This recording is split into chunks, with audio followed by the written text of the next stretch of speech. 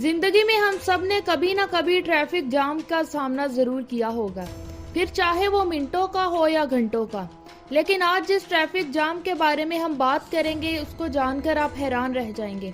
ये traffic jam महीनों का नहीं था बल्कि सालों का था, और वो भी पूरे 8 सालों का। जब भी ट्रैफिक जाम का सुनते हैं तो हमारे जहन में यही ख्याल आता है कि एक रोड पर बहुत सी गाड़ियां फंस गई होंगी। लेकिन ये ट्रैफिक जैम बहुत अनोखा था। इसमें कोई गाड़ियां नहीं फंसी थी, बल्कि इस ट्रैफिक जैम में कार्गो शिप्स 8 साल के लिए एक ही जगह फंस गए थे। तो चलिए नाजरीन, वीडियो को शुरू करते हैं कि आखिर तारीख का इतना बड़ा ट्रैफिक जैम कैसे और कब हुआ। ये ट्रैफिक जैम सुएज कनाल में हुआ था। ये कनाल 17 नवंबर 1869 को बनाई गई थी। इस कनाल के बनने के बाद कार्गो ले जाने वाले जहाजों को बहुत फायदा होता था। इससे बहुत कम वक्त में ही इंसान अपनी मंजिल को तय कर सकता था।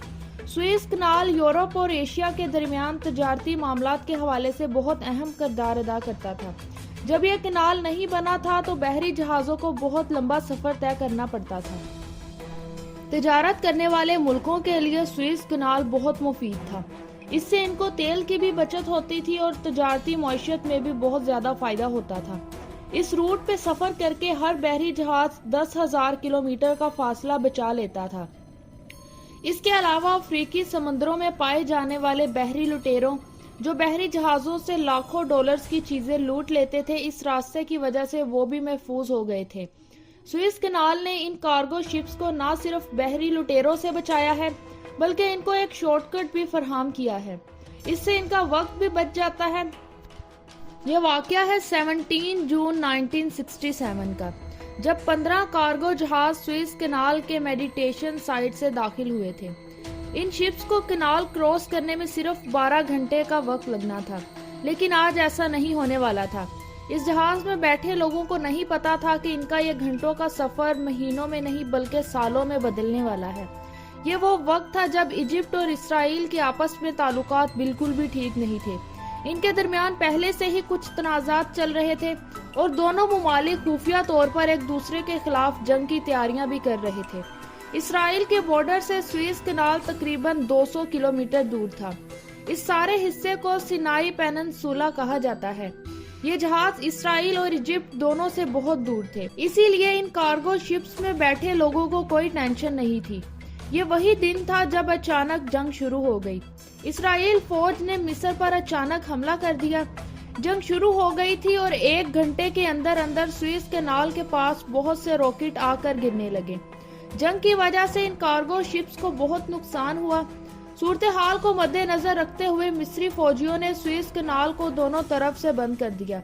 ये जंग लगातार अगले 6 दिनों तक जारी रही और इसराइली फौजें पेनिनसुला पर कब्जा करने में कामयाब हो गई। अब इसराइल और इजिप्ट का नया बॉर्डर बन गया था, जो सुएज कनाल ही था। ये सुएज कनाल ही था जो इन दोनों मुल्कों को एक दूसरे से अलग करता था। ये मिस्र के लिए एक बहुत बड़ी हार थी। इसीलिए मिस्र ने सुएज कनाल के दोनों तरफ अपनी कश्तियां खड़ी कर दी और बम की मदद से मिस्र के सारे पुल भी तबाह कर दिए थे और समंदर में जगह जगह माइंस बॉम्ब भी फिक्स कर दिए थे, जिसकी वजह से ये कार्गो शिप्स अपनी जगह पर ही खड़े रहे। ये शिप्स ना ही आगे बढ़ सकते थे और ना ही वापस जा सकते थे। इन्होंने ये सब इसीलिए किया था ताकि इसराइल के अलावा कोई भी सुएज कनाल को इस्तेमाल न कर सके। सुएज कनाल में इस वक्त 15 कार्गो शिप्स फंसे हुए थे। अब इन शिप्स के पास इस जगह पर खड़े होकर इंतजार करने के सिवा और कोई चारा नहीं था। इनको ये भी नहीं पता था कि ये कब अपनी मंजिल पर पहुंच सकते हैं। इन जहाजों के अलावा और भी बहुत से जहाज इनके साथ ही रेड सी में फंसे हुए थे।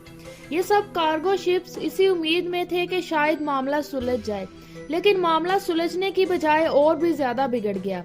इसके बाद दिन गुजरने लगे और ये दिन महीनों के बाद सालों में तब्दील होने लग गए और इसी तरह इनको इस जगह पर खड़े खड़े 6 साल गुजर गए। अब इसमें मौजूद लोगों को कोई उम्मीद नहीं थी कि वो इस समंदर से कभी बाहर निकल सकते हैं। इसराइल और मिस्र के दरमियान जंग ने पूरी दुनिया पर बहुत बुरे असरात मुरतब किए थे। इनकी वजह से मईशत में भी बहुत ज्यादा तबाही हुई थी।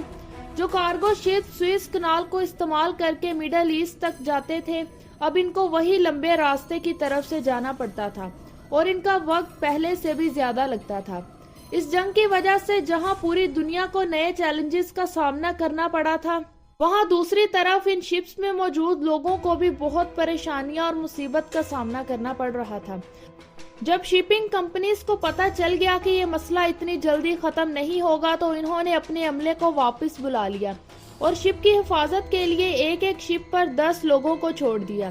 ہر 3 مہینے کے بعد اس عملے کو بھی تبدیل کیا جاتا تھا اور دوسرا عملہ وہاں بھیج دیا جاتا تھا۔ یہ سب اسی امید میں تھے کہ شاید ایک دن وہ اپنی پھنسی ہوئی شپس کو نکالنے میں کامیاب ہو جائیں گے۔ اتنا عرصہ ساتھ رہنے کے بعد ان 15 جہازوں کے کریو ممبرز میں اچھی خاصی دوستی ہو گئی تھی۔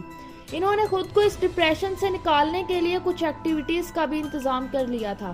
ایک جرمن شپ پر چرچ کھولا گیا تھا جہاں ہر اتوار کو سارے کرسچنز جمع ہوتے تھے، اور دوسری شپ پر ہر روز رات کو مووی نائٹ کا بھی انتظام کیا جاتا تھا۔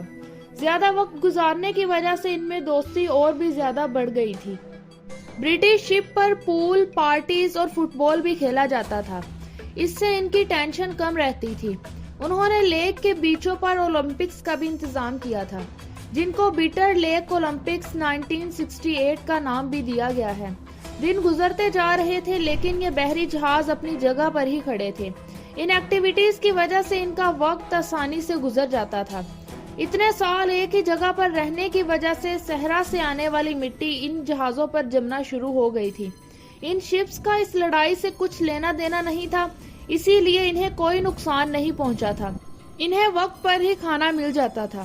سب کو لگ رہا تھا کہ اب مسئلہ ختم ہونے والا ہے، لیکن ایک بار پھر جنگ نے شدت اختیار کر لی۔ اس بار جنگ مصر نے شروع کی تھی۔ مصر نے اپنی پوری طاقت کے ساتھ اسرائیل پر حملہ کر دیا تھا۔ اس بار اس نے حملہ کر کے اپنے ہی علاقے پیننسولا کو واپس لے لیا تھا اور اسرائیلی فورسز کو کافی اندر تک دھکیل دیا تھا۔ دونوں طرف سے بھرپور حملے کیے گئے۔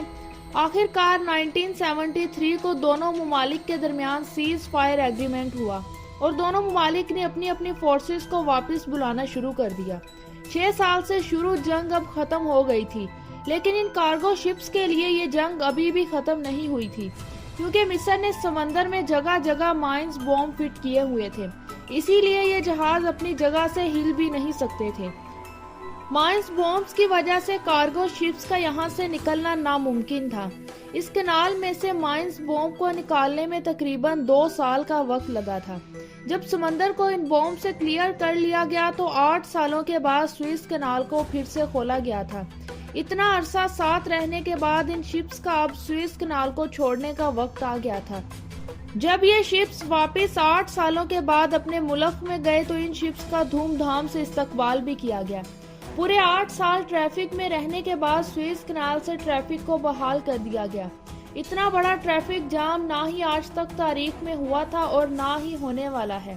ناظرین، یہ تھی آج کی ویڈیو پسند آئے تو اسے لائک کر کے ویڈیو کو اپنے فرینڈز کے ساتھ شیئر بھی کریں، اور اس طرح کی دلچسپ ویڈیوز کے لیے ہمارے چینل کو سبسکرائب بھی کریں اور بیل آئیکن کو بھی پریس کر دیں۔